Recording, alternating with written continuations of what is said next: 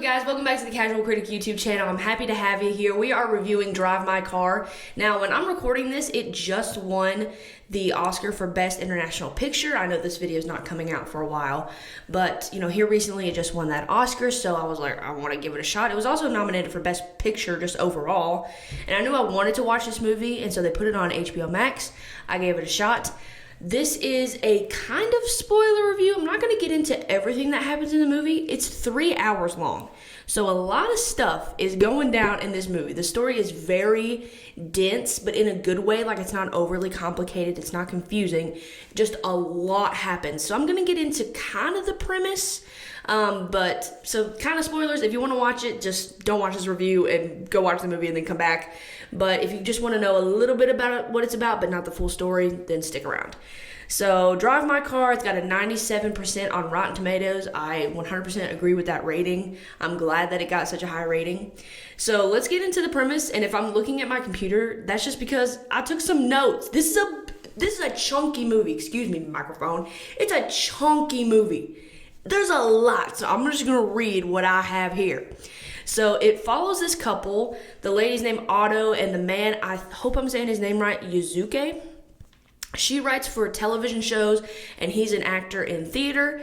And starting out, you really like them together, but on one of Yuzuke's trips, he was going to go somewhere, I guess for a show or a play or whatever, and it gets canceled, and he comes home early, and he finds his wife with another man. So that's great. But his reaction in the movie is very chill. And it, confused me at first. But it turns out that he knew that this stuff went on with multiple other guys. And he kind of chose to accept that in order to stay with her because he loved her so much. But she never knew that he knew that this was going on. So he walks in on that happening, and it might have been like the first time he had seen it. I don't know, but it's really eating away at him. You know what I mean? Like, you can tell it's putting a strain on him. It's kind of putting a strain on the relationship.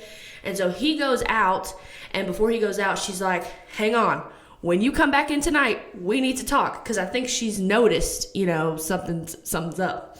So he goes out to do something, but really he doesn't have anything to do. He's just driving his car around because he doesn't want to go home, because he's afraid that once she brings it up, then the relationship is either going to end or be totally different.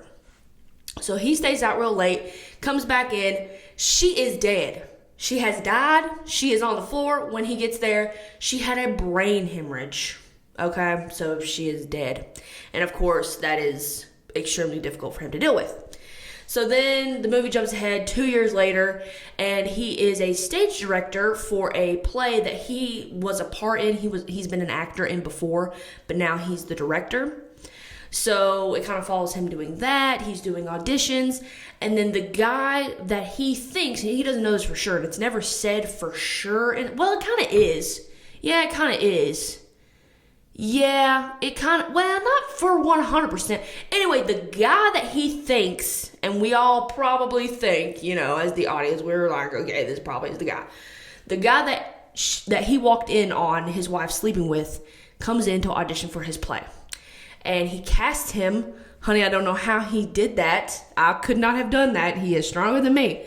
But he gets cast in the play, and then they kind of talk. You kind of learn more things about, the relationship that this guy had with his wife and yada, yada, yada.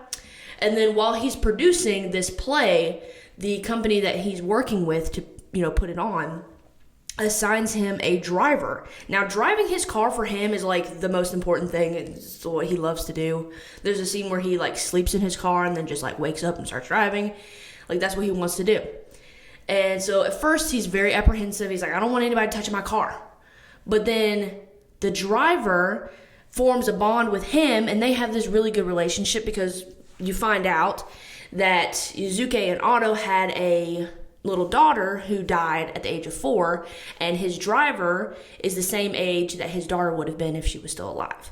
So, and she's had a very hard life. They form a bond. They're trying to help each other cope. I love their relationship. And I know that was a very long premise, but there's a lot more stuff that happens in this movie. So that is like the tip of the fucking iceberg. Yeah, I know that was a lot. I looked this, obviously I look all these movies up on Letterboxd because I love Letterboxd. And one of the reviews I saw had a very good, like, short snippet about what this movie is really about as a whole. And it said, this movie is about the lies and the pain that we choose to accept. Because Yuzuke knew all this time that his wife was cheating, but then at the same time, he felt like she really does love me. And he's like, why does it, just because she's cheating, why does that mean that she doesn't actually love me? And I don't know. It's a very important question. This is a very layered movie. Very layered. So let's get into the review. I'm going to kind of keep it a little bit shorter because I know that premise was long. My expectations going in were very high. I mean, obviously, it was nominated for a lot of Oscars. I don't know a lot, but it was nominated for, like, big Oscars.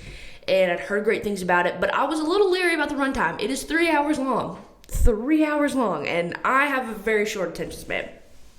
So let's get into the review. As far as the directing goes, this is a beautiful movie. I was not expecting it.